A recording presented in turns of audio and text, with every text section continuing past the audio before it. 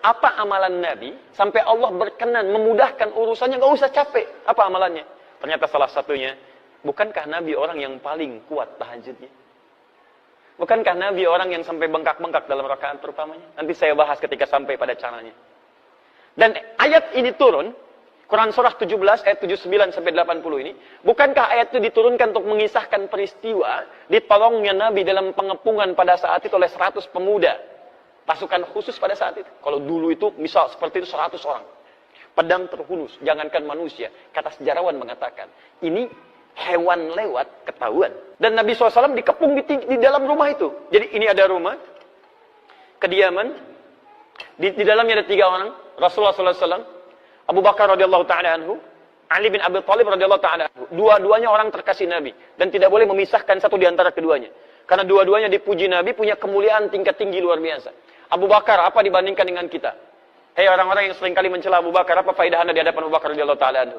Beliau itu menantu Nabi, mertua Nabi, sahabat Nabi. Dipilih oleh Nabi, menemani Nabi ke Madinah. Kalau bukan orang biasa, itu mustahil dipilih Nabi. Aktivitas yang ditunaikan setelah tidur, itu disebut dengan hajada dalam bahasa Arab. Ha besar, jim, dal. Sudah? Ha, jim, dal. Kalau Anda ingin berusaha bangun setelah Anda tidur itu, misal, saya mau beraktivitas di malam hari. Saya berikhtiar untuk bangun. Saya usahakan serius.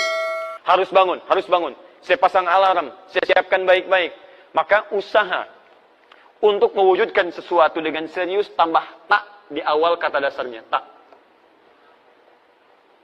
Sudah? Harakatnya fathah. Setiap penambahan selalu umumnya harakatnya fathah. Tak. Kemudian motivasi saya berlipat. Saya mesti bangun nih. Saya nggak boleh telat. Motivasi berkali lipat. Tambah. Ayo tambah. Double. Beda dari biasanya. Double dalam bahasa Arab disebut dengan tasydid namanya. Tasydid. Tambahkan tasydid sebelum huruf akhirnya. Ini huruf akhir dal, saya tambahkan sebelum huruf akhirnya. Jim. Pakai tasydid. Tahajjud. Sifatnya ganti fathah sebelum akhir dengan dhammah.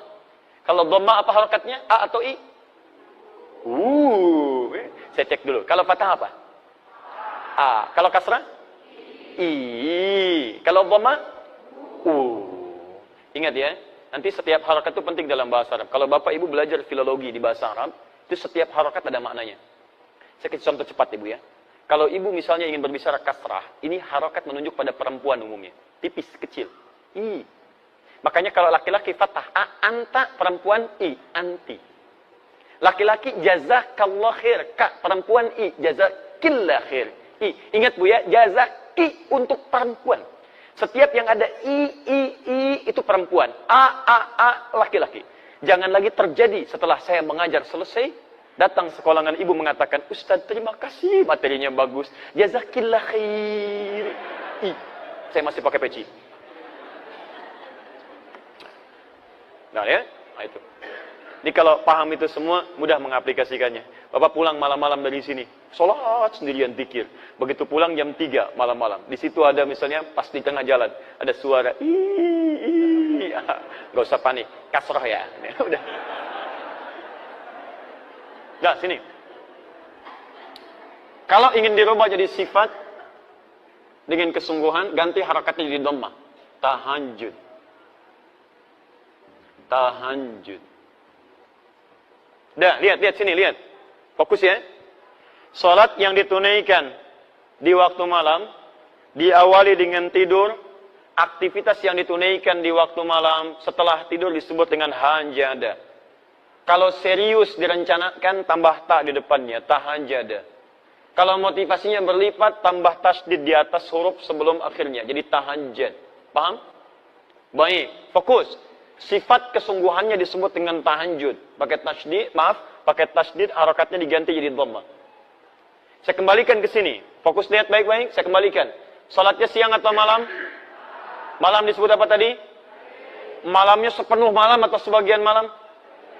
Sebagiannya sebelum tidur, setelah tidur? Setelah. Kalau ingin mengatakan sebagian malam, bahasa cepatnya tambah min sebelum kata lailnya. Minal lail. Paham? Kalau lail, sepenuh malam. Kalau minal lail, sebagian malam.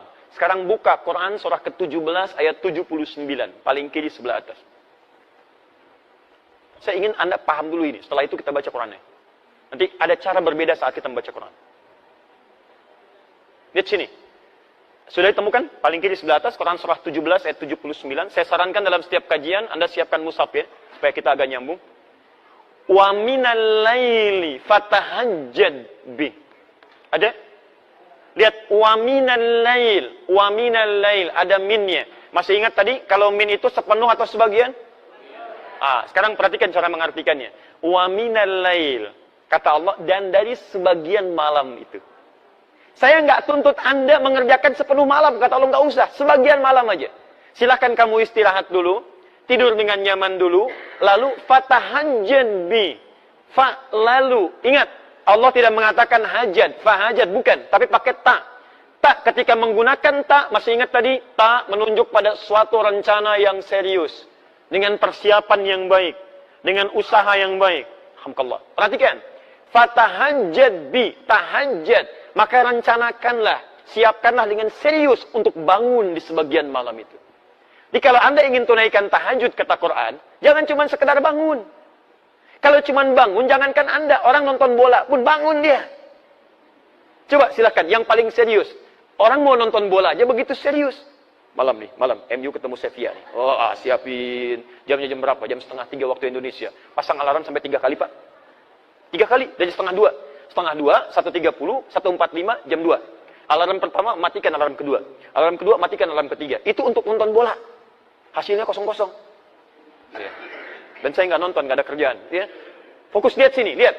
Jadi ada orang yang untuk aktivitas dunia saja, dia begitu serius. Makanya Allah tantang kita, kamu, kenapa untuk mengejar akhirat kamu tidak serius? Kenapa cuma sekedar bangun? Kalau pengen tahajud, kamu siap-siap dulu. Rencanakan, jam berapa mau bangun. Tadi, ibu mau sholat jam berapa contoh? Jam berapa mau sholat? Halo? 2:30. Jam berapa? 2:30. 2:30. Kalau Anda mau sholat jam 2:30, berarti kan mustahil bangunnya jam 2:30. Sholatnya jam 2:30. Pasti bangunnya sebelum 2:30. Jam berapa bangunnya? Belum tentu. Kan Anda harus melalui 5 fase tadi. Saat bangun, duduk dulu. Ingat, tanpa disadari. Duduk dari bangun malam itu beda dengan duduk biasa. Anda mungkin cuma begini, tapi begitu melihat jam sudah 30 menit tuh. Kalau nggak percaya silahkan bangun malam, duduk dulu begini. Begitu duduk, lihat jam 2:30. Belum yang kedua, hilangkan bekas ngantuk. Belum yang ketiga, 10 ayat terakhir Ali Imran. Kalau hafal, kalau enggak cari mushaf dulu kan. Silahkan cek. 4 belum berdoa. 5 belum wudhu. Apa dari situ langsung wudhu? Kan pergi kamar mandi dulu. Kamar mandi baca doa dulu. Wudhu dengan sempurna. Gosok gigi dulu. Balik lagi pakai pakaian. Berapa waktu yang dibutuhkan? Halo? Bukan iya. Berapa lama? Misal 40 menit misal. 2:30 kurangi 40 menit jam berapa? Jam 1:50. Artinya, Anda kalau ingin sholat jam 2:30, Anda mesti siap bangun jam 1:50. Makanya wajar, tadi ada kalimat Nabi bangunnya 1:30, kalau dikonversi ke sekarang. Karena ada siap-siap dulu, macam-macam dulu. Nah, sekarang persoalannya, Bapak tadi Ibu tidur jam 9. Kalau dibalik, Ibu jam 9, Bapak jam 10. Rata-rata tidur berapa jam? 6 jam. Ada yang lain? 6 jam, baik. 1:30 kurangi 6 berapa? Ayo berapa? Jam 8. Ya? Jam 8 ya. Berarti begitu selesai Isya langsung tidur tuh. Lihat Isya tadi kan selesai. Jam 20 kan? Kalau Anda ingin bangun jam 1:50 artinya jam 8 Anda jangan kerjakan apa-apa lagi. Jelas ya? Ingat baik-baik. Kalau Anda punya kebiasaan tidur 6 jam, jadi tidur 4 jam. Berarti 2 jam nanti di siang akan menuntut Anda untuk beristirahat. Karena metabolisme tubuh kita akan menyesuaikan, menuntut kita untuk meminta waktu itu. Karena itu kita harus konsisten. Kebiasaan Anda tidur berapa jam? 6 jam. Saya mau bangun jam 1:50. Untuk sholat jam 2:30. Artinya, kurangi 6 jam di situ, ba'da Isya, selesai, kemudian langsung istirahat. Pada waktu yang ditentukan. Jelas? Baik, fokus. Sholat tahajud paling lama berapa menit? Nanti kita akan lihat saat masuk caranya ya. Jangan-jangan sholat jam 2.30 selesai jam 3 gitu ya. Masya Allah. Tidur lagi, bangun jam 6. Ini jadi masalah. Sekarang belum selesai. Ingat, belum selesai. Kita sampai tuntas. Kita sampai tuntas. Kalau mau belajar bahasa Quran, setiap harakatnya bisa punya makna. Sekarang lihat. Fokus, fokus. Lihat sini. Taknya sudah selesai. Tak, rencanakan, siapkan. Tasdidnya apa? Tadi masih ingat tasdid artinya apa? Motivasi berlipat. Nah, ini bahasa Quran yang sangat indah. Secara psikologi bisa dijelaskan dengan baik. Kalau kita ingin semangat mengerjakan sesuatu, kita mesti punya motivasi. Sama Bapak Ibu kalau nggak punya motivasi ke sini, siapa yang mau datang ke sini? Apa yang bisa memaksa Anda mengalahkan tidur siang dibandingkan datang ke sini? Kadang-kadang sampai datang, kantuk juga ditahan-tahan. Yang penting bisa hadir. Apa motivasinya? Sama malam juga begitu kata Quran. Kalau Anda tidak punya motivasi menunaikan ibadah, nggak ada semangat bisa datang dengan baik. Maka dari itu ketika Allah menghadirkan tasydid, fatahajjad, ada tasydidnya di sini, maka dihadirkanlah kemudian motivasi pada kita. Ayat selanjutnya, teruskan ayatnya. Saya agak percepat. Orang yang merencanakan tahajud dan dia tunaikan dengan sempurna, selain mendapatkan keutamaan yang tadi saya jelaskan, ditambah oleh Allah dengan 4 keutamaan lain. Allah berikan 4 keutamaan pada orang yang tahajud yang tidak diberikan pada yang tidak tahajud. Jadi kalau Anda sholat fardu yang 5 waktu, khusyuk sholatnya, sampai menangis, sampai khusyuk luar biasa, tapi Anda tidak tahajud, Anda tetap tidak akan mendapatkan 4 kemuliaan ini. 1. Saya pindahkan di sini. Apa motivasi yang bisa membuat kita kuat menunaikannya? 1. Asa ayyab'athaka rabbuka maqaman mahmuda. Teruskan ayatnya. Jadi Quran surat 17 ayat 79 sampai dengan 80. Teruskan. Wa minal laili fatahajjad bihi nafilatan lak. Ayo di antara sebagian malam, jangan semuanya. Kamu tidur dulu, istirahat dulu. Dan rencanakan yang serius, hadirkan motivasi untuk menunaikan sholat di malam hari. Tahajud. Itu memang cuma nafilah kata Quran, tambahan. Hukumnya sunnah. Tapi lihat, 1. Walaupun cuma nafilah hukumnya sunnah, asa ayyab'athaka rabbuka maqaman mahmuda. Orang yang konsisten menunaikan ibadah ini, maka Allah akan berkenan mengangkat derajat atau aktivitasnya di tempat yang terbaik. Singkatnya, orang yang rajin tahajud akan diangkat derajatnya oleh Allah dengan menempatkannya di karir terbaik dalam aktivitas kehidupannya. Karir terbaik.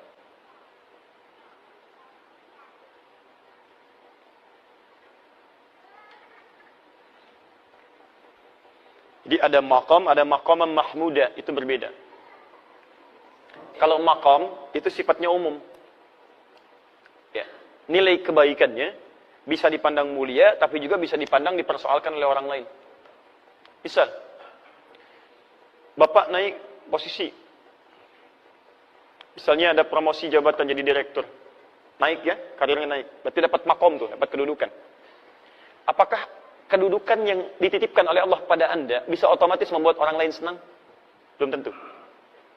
Kok dia yang diangkat ya? Padahal dia baru masuk kemarin. Dia junior saya dan sebagainya. Itu maqam.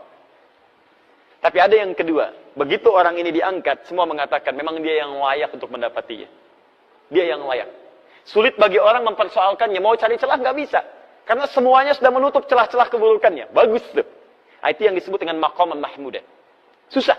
Mau dihapus saja susah. Mau dibolak-balik papan tulisnya nggak bisa tuh. Ya. Pas di situ. Bisa. Itu maqaman mahmuda. Nggak apa-apa. Sudah? Baik. Jadi orang yang rajin tahajud, ini nasihat saya. Orang yang rajin tahajud, ditunaikan dengan benar, maka hal pertama yang Allah anugerahkan kepada kita, apapun aktivitasnya, Allah akan tempatkan di tempat yang terbaik dalam kehidupannya. Bisa. Kalau Anda misalnya pengusaha atau berbisnis atau apapun dalam kehidupan, termasuk ibu misalnya beraktivitas, maka Allah akan tempatkan di tempat terbaik menurut Allah, bukan menurut manusia. Kalau menurut manusia begini, posisi yang terbaik manajer atau direktur? Bu, ibu langsung direktur itu ya. Baik. Direktur, alhamdulillah. Sekarang pilih mana bu? Direktur gajinya misalnya, taruhlah 200 juta sebulan. Tapi maaf, kesulitannya meningkat. Sulit sholat, banyak rapat, ya, kemudian mohon maaf aktivitasnya jadi melebar, ya, aktivitas bahkan dekat dengan maksiat, Kalau dulu misalnya, ya mohon maaf ya, mainnya tenis, sekarang sudah golf. Ya, yang dilihat sudah lain, yang dipukul sudah lain, yang nemani sudah lain. Kalau dulu yang ngantar-ngantar bawa mapnya laki-laki, sekarang direktur, sekretarisnya perempuan, misal. Atau manajer, gajinya beda sedikit lah, 100 juta misalnya. Sholatnya enak, nyaman. Jumatan juga nyaman, masih bisa ikut tausiah. Aktivitas bisa menghindar dari banyaknya maksiat. Ibu pilih mana sekarang, manajer atau direktur? Ah, sudah.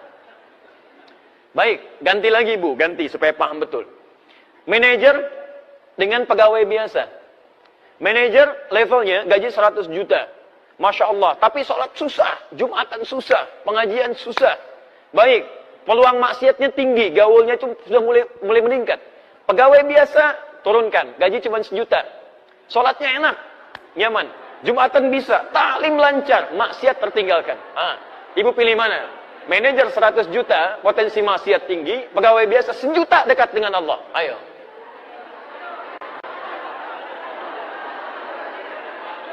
Dia pilih yang ketiga Pak, manajer tapi dekat dengan Allah katanya. Nah kadang begini Pak, kadang-kadang dalam kehidupan itu seperti itu. Ada yang levelnya ingin tinggi, kata Allah kamu jangan di sini. Kalau kamu naik ke sini, kamu cuma keinginan, tapi ke depan kamu tidak tahu apa yang terjadi. Jabatan ini banyak diincar, tapi peluang keburukannya banyak. Banyak proyek yang tidak jelas. Di pergaulannya akan banyak maksiatnya. Kamu akan tertinggal banyak ibadahnya. Maka Allah tempatkan Anda, bahasa orang lain cuma wakil. Tapi wakil itu, dunia dicukupkan, akhirat enak, keadaan nyaman. Bukan berarti nggak sampai level tertingginya, bukan. Tapi Allah memberikan karir terbaik menurut Allah Subhanahu wa Ta'ala. Itu yang disebut dengan maqam mahmudah. Paham ya? Baik, saya pernah berikan ini, nasihat ini pada seseorang, dan luar biasa, Pak, karirnya cukup bagus, dan hebatnya, setiap kali akan promosi jabatan, orang keluarkan biaya, ini, itu, masuk ke DPR, kemudian diuji lagi, keluar biaya ini, itu, orang ini tidak. Nggak pernah mengeluarkan uang sepeser pun. Walaupun kedudukannya tinggi, tapi nggak pernah mencapai level yang tertinggi. Direktur utamanya tidak. Wakil direktur. Tapi Alhamdulillah, nikmat juga, kerjaan nyaman, ya, dan ditunaikan ibadah dengan baik. Paham ya? Masya Allah. Ya kalau bisa direktur dengan tahajudnya itu lebih bagus kan? 2. Itu baru 1. Oh sebentar, sebelum kedua, saya lihat juga teman-teman yang mahasiswa. Saya pernah praktekkan ayat ini saat sedang belajar. Itu Masya Allah itu ya, ada perbedaan. Saran saya, kalau Anda masih belajar, juga kita beraktivitas, tolong jangan tinggalkan tahajud. Akan ada bedanya. Semua orang-orang pintar, orang-orang hebat, termasuk tokoh-tokoh kita. Ya, mohon maaf, pendahulu-pendahulu kita, orang-orang hebat luar biasa, pendiri negeri ini, itu demi Allah saya katakan, mereka hampir tidak pernah meninggalkan tahajud. Anda kenal Jenderal Sudirman? Kenal di mana? Luar biasa. Itu Masya Allah. Ya, beliau ketahanan hidupnya luar biasa, bergelir ya, sebagian dari tubuhnya, bagian organ pentingnya sudah hilang. Tapi tahukah Anda, kalau beliau senantiasa berzikir di hadapan Allah Subhanahu wa Ta'ala, bangun malam menunaikan ibadah, berdoa dengan baik dan sebagainya. Bagaimana anugerah Allah kepada beliau? Kiai Haji Agus Salim menguasai berapa bahasa, diplomat paling ulung, beliau menjaga syariat, bagaimana bangun malamnya. Silahkan cek. Para pendahulu kita luar biasa. Saya tidak mengambil contoh di luar supaya menghidupkan kebiasaan di bangsa kita. Sekarang kita butuh orang baik. Yang pintar sudah banyak. Berapa banyak ahli hukum yang dihukum? Banyak. Berapa banyak ahli ekonomi yang belum bisa mengangkat ya kehebatan ekonomi kita. Yang kita butuhkan sekarang orang pintar yang mulia, yang baik. Maka kita ambil contoh orang dulu untuk kita hidupkan di masa kini. Anda kalau tidak percaya silahkan cek menteri-menteri di awal masa-masa Indonesia. Bagaimana mereka tawadhu'nya. Bagaimana mereka hidup dengan bersahajanya. Siapa Bung Hatta? Anda cari lagi. Bagaimana beliau begitu jujurnya sampai ditanamkan pada putrinya.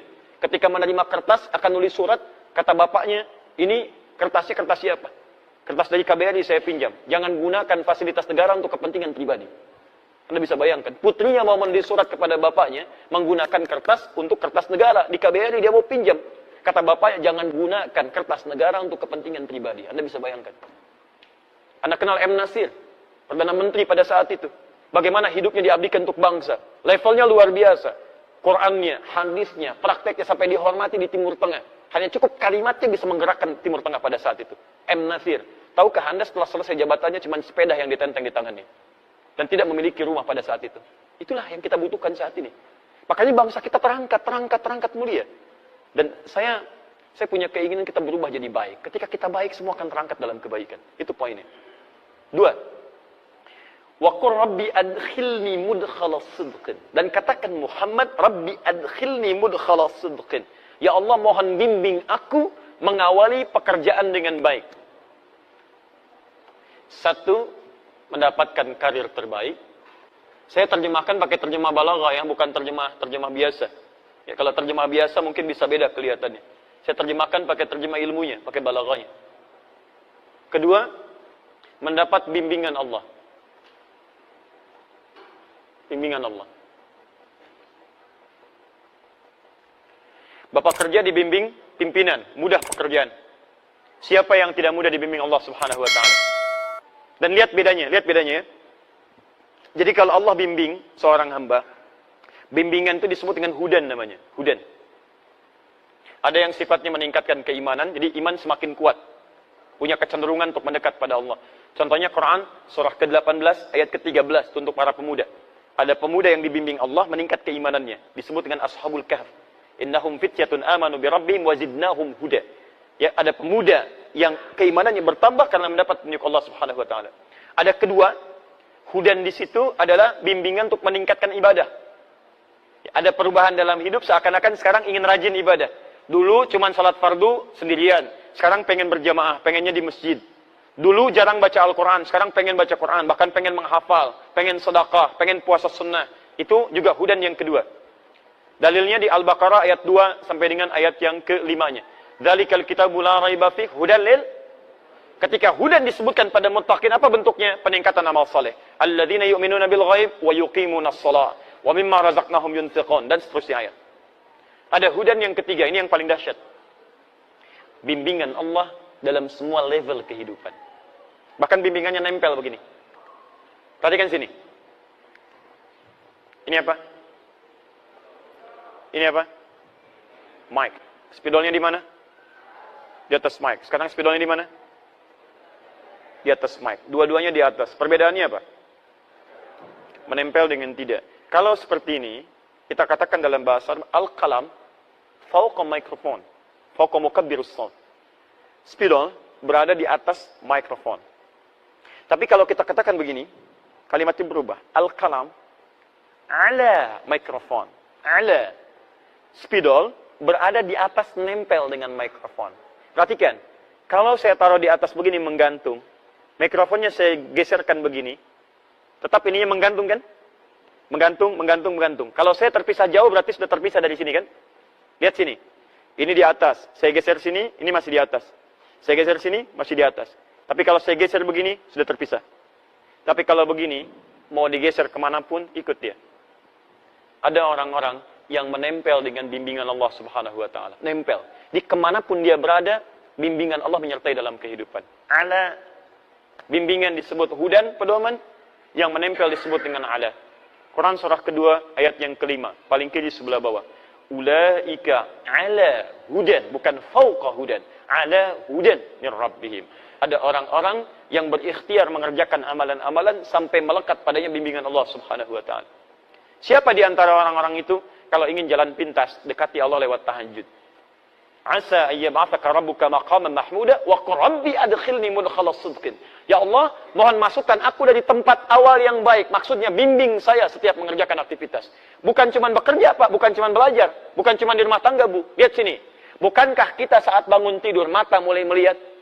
Ada orang yang ketika melihat langsung dibimbing oleh Allah bagaimana cara melihat yang baik.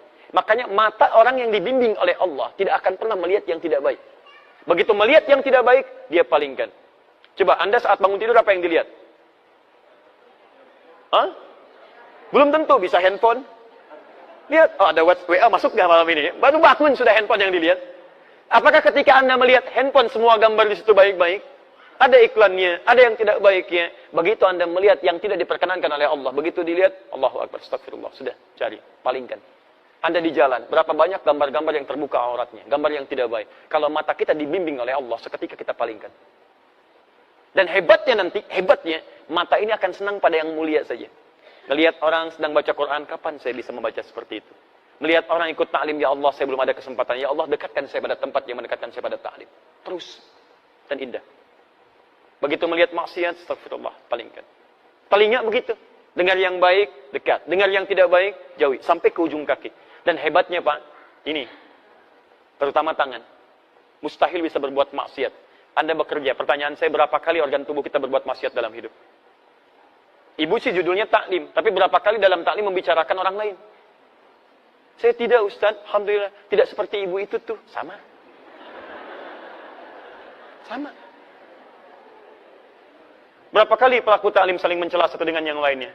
Bikin status yang tidak baik. Jangan bicara yang umum-umum lah, yang taklim aja dulu. Katanya taklim, merubah diri lebih baik. Tapi kenapa setelah taklim jadi semakin tidak baik? Orang dulu jahiliyah banyak bertengkar, setelah taklim rukun. Aus dengan Khazraj 120 tahun, dendamnya kesumat tuh, luar biasa. Sampai turun Quran melukiskan bagaimana dendam mereka.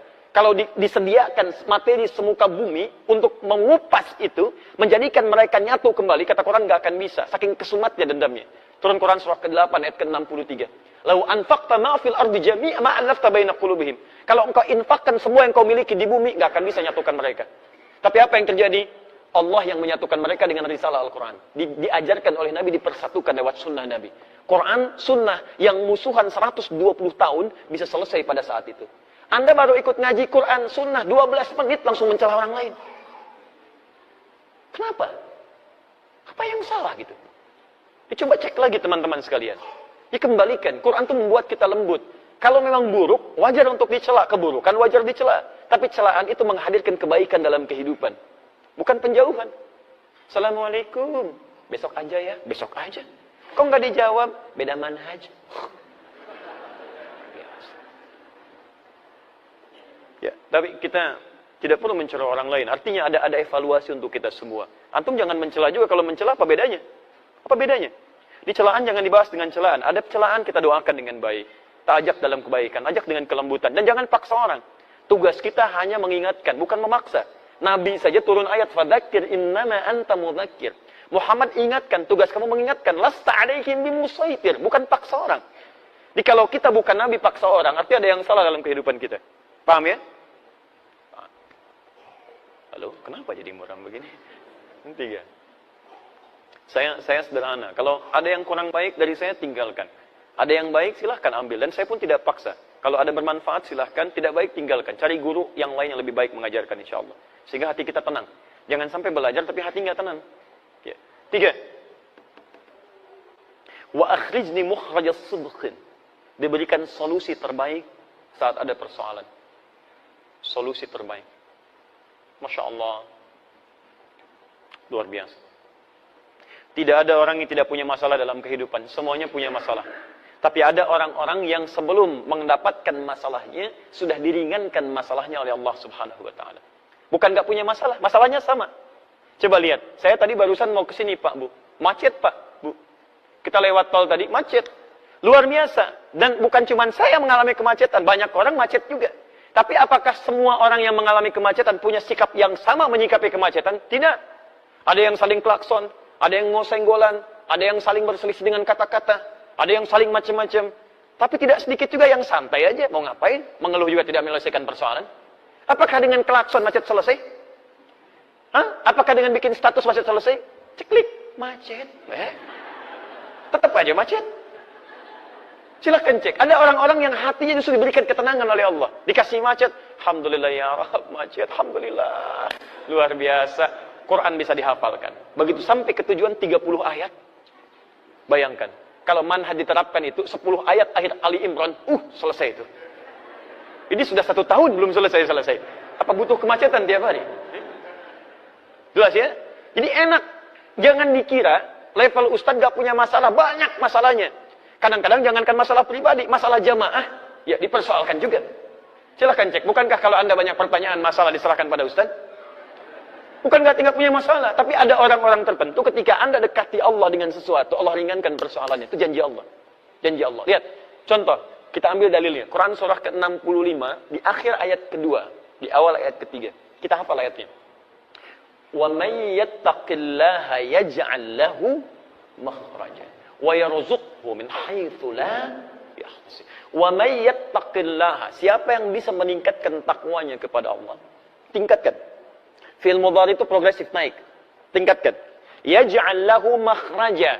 Makhraja, lihat. Yattaqillah yaj'al lahu makhraja. Wa may yattaqillah yaj'al lahu makhraja.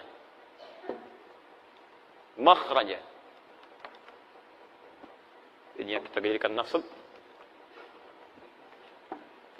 Wa yarzuqhu min haitsu la yahtasib. Perhatikan. Lihat persamaannya. Siapa yang bisa meningkatkan takwanya kepada Allah, takwa tingkatkan kepada Allah. Persamaannya lihat. Yaj'al lahu makhraja. Kami berikan solusi, jalan keluar dari setiap persoalan yang dihadapi. Dan kalimatnya tidak menggunakan alif lam. Makhraja bukan al-makhraj. Makhraja. General, umum, nakirah. Artinya persoalan apapun dalam kehidupan, sepanjang Anda tingkatkan takwa, diberikan solusi. Jadi sederhana sebetulnya. Kalau Anda punya masalah dalam hidup, Anda punya problem, dimanapun tuh, di rumah tangga, di pekerjaan, kehidupan sosial. Sederhana solusinya, tingkatkan takwa, kata Allah, saya urai masalah Anda. Biayanya tidak mahal, tenaganya tidak banyak. Jadi kalau Anda punya masalah dalam hidup, kedudukan tinggi, harta berlimpah, cuman masalah nggak pernah tuntas, coba cek. Barangkali bukan kurang terhormat Anda, barangkali kurang takwa. Bukan kurang kaya, barangkali kurang ini, kurang takwa. Ini poinnya. Nah sekarang, ya Allah kalau saya ingin tingkatkan takwa, bagaimana caranya? Banyak. Disebutkan 115 kali kata takwa dalam Quran setidaknya. Tapi cara cepatnya, perhatikan. Ketika menyebutkan takwa, masih ingat tadi? Quran surah 51 ayat 15 sampai dengan ayat 18 tadi. Innal muttaqina fi jannatin wa uyun. Ada orang-orang takwa tinggalnya di taman surga. Akhidhina ma atahum rabbuhum innahum kanu qabla dzalika muhsinin. Mereka itu, Masya Allah, mengambil segalanya dari Rabbnya. Nikmatnya langsung dari Rabbnya. Mereka di dunia itu orang-orang yang muhsin. Siapa mereka? Ayat 17-nya. Kanu qalila minal laili ma yahja'un. Bahasa cepatnya, mereka rajin tahajud. Orang takwa rajin tahajud. Kata Quran, tingkatkan takwa. Apa di antara takwa amalannya? Tahajud. Lihat, perhatikan. Yaj'al lahu makhraja. Orang meningkatkan takwa, diberikan solusi jalan keluar. Ketika Anda tahajud, lihat bagian ketiganya. Wa akhrizni mukhraja sidqin. Mukhraja sidqin. Asa iyyabataka rabbuka maqama mahmuda. Wa qur rabbi adkhilni mudkhala sidqin. Wa akhrizni mukhraja sidqin. Makhraja, jalan keluar. Kalau jalan keluar itu langsung dibimbing, langsung dibimbing, langsung dibimbing. Rubah kalimatnya dari kata makhraj jadi mukhraj. Makhraj, mukhraj. Orang rajin tahajud dibimbing Allah Subhanahu wa taala. Ketika punya masalah, bukan cuma dia yang berikhtiar untuk menyelesaikannya, tapi Allah langsung berikan bimbingan. Begini jalan keluarnya. Ini ambil, ini tinggalkan. Jangan bersedih, tanamkan keyakinan. Nabi pernah berusaha menghafal Quran dengan ikhtiarnya. Jadi begitu ayat Quran turun, itu beliau punya keinginan cepat menghafalkannya. Cepat, cepat, cepat, cepat. Tapi apa yang terjadi? Allah berikan solusi. Bahkan langsung turun ayat Quran surah ke-75. Ayat 22 sampai 23. Ayat 16 sampai 18, maaf. Ayat 16 sampai 18. Lihat kalimatnya. La tuharrik bihi lisanaka lita'jala bih. Muhammad, kamu gak usah cepat-cepat menggerakkan lisan untuk sekedar ingin cepat menghafalkannya. Biasanya para penghafal kalau ingin segera cepat menghafalkan kan suka cepat mengucapkannya kan. Inna fi khalqis samawati wal ardi wa ikhtilafil laili wan nahari la ayatin li ulil albab, la ayatin li ulil albab, la ayatin li ulil albab. Ulang diulang gitu kan? Tayyib. Lihat sini. Nabi Muhammad tidak. Muhammad jangan cepat-cepat gerakan lisan untuk cepat menghafalkannya. Inna alaina jam'ahu wa qur'ana. Biarkan kami yang menghimpun Quran dalam jiwamu. Fa idza qara'nahu, bagaimana cara menghimpunnya? Allah akan bimbing bacaannya. Jadi begitu dibacakan, dibimbing, fattabi' Qur'ana. Kamu ikuti saja bimbingan bacaan itu. Ini ada orang-orang yang menghafal Qur'annya, bukan cuma dia berikhtiar menghafal, tapi Allah tanamkan bacaan Qur'annya. Jadi ketika dia baca ada bimbingan dalam jiwanya. Cepat seakan-akan mengalir begitu derasnya. Kami pernah ambil manhaj ini, diterapkan kemudian dan jadi buku, itu yang kita bahas setiap pekan, setiap Kamis malam Jumat lewat Akhir TV Ba'da Maghrib. Dan jadilah kemudian pedoman menghafal Quran dalam 30 hari. Sekarang Pak, ada perlomba-lomba orang menghafal Quran, bukan hitungan masa 2 tahun lagi. Ada yang 27 hari, ada yang 25 hari. Saya bermohon pada Allah, semoga Anda termasuk bagian darinya insyaAllah. Dan tidak cukup dengan amin. Mulai dulu menghafal. Mulai. Ya, ambil, kan kita sudah bagikan bukunya gratis itu ya. Lihat sini, fokus teman-teman. Apa amalan Nabi, sampai Allah berkenan, memudahkan urusannya, gak usah capek. Apa amalannya? Ternyata salah satunya, bukankah Nabi orang yang paling kuat tahajudnya? Bukankah Nabi orang yang sampai bengkak-bengkak dalam rakaat pertamanya? Nanti saya bahas ketika sampai pada caranya. Dan ayat ini turun, Quran surah 17 ayat 79 sampai 80 ini, bukankah ayat itu diturunkan untuk mengisahkan peristiwa ditolongnya Nabi dalam pengepungan pada saat itu oleh 100 pemuda, pasukan khusus pada saat itu. Jadi kalau sekarang kita di komplek angkatan laut, ada pasukan khususnya, yang hantu laut luar biasa, terbaik di dunia, Denjaka, ya Detasmen Jala Mangkara. Kalau dulu itu misal seperti itu 100 orang. Pedang terhunus, jangankan manusia. Kata sejarawan mengatakan, ini hewan lewat ketahuan. Hewan saja. Bahkan mengatakan lalat itu datang sudah ketahuan. Dan Nabi SAW dikepung di dalam rumah itu. Jadi ini ada rumah, kediaman, di dalamnya ada 3 orang, Rasulullah SAW, Abu Bakar radhiyallahu ta'ala anhu, Ali bin Abi Thalib radhiyallahu ta'ala anhu. Dua-duanya orang terkasih Nabi. Dan tidak boleh memisahkan satu di antara keduanya. Karena dua-duanya dipuji Nabi, punya kemuliaan tingkat tinggi luar biasa. Abu Bakar, apa dibandingkan dengan kita? Hei orang-orang yang seringkali mencela Abu Bakar, apa faedah Anda di hadapan Abu Bakar radhiyallahu ta'ala anhu? Beliau itu menantu Nabi, mertua Nabi, sahabat Nabi, dipilih oleh Nabi menemani Nabi ke Madinah. Kalau bukan orang biasa, itu mustahil dipilih Nabi. Kenapa beliau yang dipilih? Dipilih Nabi, menemani Nabi, orang yang pertama kali, termasuk pertama beriman kepada Nabi. Mengorbankan hartanya untuk dakwah Nabi, menemani Nabi sampai dengan ke Madinah, menjadi mertua Nabi sallallahu alaihi wasallam. Saat wafat makamnya di samping Nabi, hidup dengan Nabi di dunia, kuburnya di samping Nabi dan di akhirat bersama Nabi sallallahu alaihi wasallam. Lantas Anda dengan mudah mengatakan celaan kepada sahabat Abu Bakar. Anda siapa? Sahabat Nabi bukan, menemani Nabi tidak, berinfak untuk dakwah Nabi juga tidak, mertua Nabi bukan, tetangga Nabi bukan, kerabat Nabi bukan. Wafat Anda jauh dari makam Nabi. Dan belum ada ayat turun menjamin surga Anda. Anda siapa? Abu Bakar. Kedua, Ali bin Abi Thalib. Duhai yang merendahkan sahabat Ali bin Abi Thalib. Anda siapa? Ali bin Abi Thalib termasuk keluarga Nabi. Pemuda yang sangat luar biasa. Dipuji Nabi. Dan dipilih untuk mendampingi putri terkasih Nabi. Kalau bukan orang yang luar biasa, mustahil dipilih. Masa mau titipkan pada yang lain? Yang dipilih Ali bin Abi Thalib. Jenius orangnya. Pemuda ahli surga. Luar biasa. Dipilih. 3 orang berada di situ. 3-3-nya mulia. Tapi hebatnya, ketika Nabi mengetes wala wal bara itu luar biasa. Kata Nabi Abu Bakar, ikut saya. Temani saya hijrah. Siap ya Rasulullah. Ali, kamu tidur. Ini yang hebat. Ali, kamu tidur di tempat saya ini. Lakukan penyamaran. Tidur. Dan itu kan tempat tidurnya Nabi yang diincar taruhannya nyawa. Dan hebatnya sahabat Ali tidak protes. Sayyidina Ali radhiyallahu ta'ala enggak protes. Ya Rasulullah jangan saya lah. Abu Bakar yang tuaan dikit. Misalnya tidak. Tidak. Abu Bakar ikut saya, kamu tidur. Tapi kisahnya bukan di situ. Kisahnya, kok bisa pasukan khusus yang tahan dari kantuk dan macam-macam, tiba-tiba bisa dibikin kantuk pada saat itu. Waktunya tiba, lenggang aja keluar, walaupun gak bawa kangkung. Silakan cek. Jalan keluar. Nabi SAW dengan sahabat Abu Bakar, keluar dari situ. Penjagaan 100 pemuda, pedang terhunus. Tiba-tiba keluar begitu saja. Ditutup pandangannya. Ditutup. Apa yang bisa menyebabkan itu? Ayat-ayat yang turun tentang peristiwa tadi, di antaranya ayat-ayat tahajud. Wa akhrijni mukhrajas sidqin. Allah yang langsung bimbing Nabi keluar dari tempat pengepungan itu. Jadi kalau Anda, mohon maaf teman-teman sekalian, ayat ini turun kalau kita ambil kaidah asbabun nuzul, al-ibratu bi umumil lafzi la bi khususis sababi. Hikmah dari ayat, hukumnya jangan dilihat dari asbabun nuzulnya, tapi dilihat dari keumuman makna ayatnya. Artinya Allah ingin menyampaikan, kalau Anda sedang dikepung oleh persoalan kehidupan, membuat Anda tertekan, membuat Anda seakan-akan punya perasaan gelap, seakan-akan lemah dan sebagainya, ahli tahajud akan dilindungi oleh Allah Subhanahu wa taala. Tunjukkan pada saya pekerjaan mana yang Anda kerjakan gak ada saingan. Kadang-kadang ada yang ingin menyingkirkan, menyungkurkan, jahat terhadap Anda. Salah satu caranya, Anda bangun malam, dekati Allah Subhanahu wa taala. Kalau sudah dekat dengan Allah, siapa yang bisa mengalahkan Allah dan berani berperang dengan Allah Subhanahu wa taala? Paham ya? Terakhir. 4. Waj'alni min ladunka sultanan nasira. Saya mohon maaf ya lebih sedikit dari 2:30 ya untuk menyempurnakan ini dulu. Waj'alni min ladunka sultanan nasira. Dan mohon ya Allah jadikan untuk saya pertolongan langsung darimu. Jadi kalau yang tadi dibimbing, diberi solusi, kalau yang keempat ditolong langsung oleh Allah tanpa perantara. Ahli tahajud mendapat perlindungan langsung dari Allah Subhanahu wa taala. 3 hilang, 1 datang. 1, 2, 3, 4. Karir terbaik, bimbingan dari Allah, solusi. Yang keempat mendapat perlindungan dari Allah Subhanahu wa taala.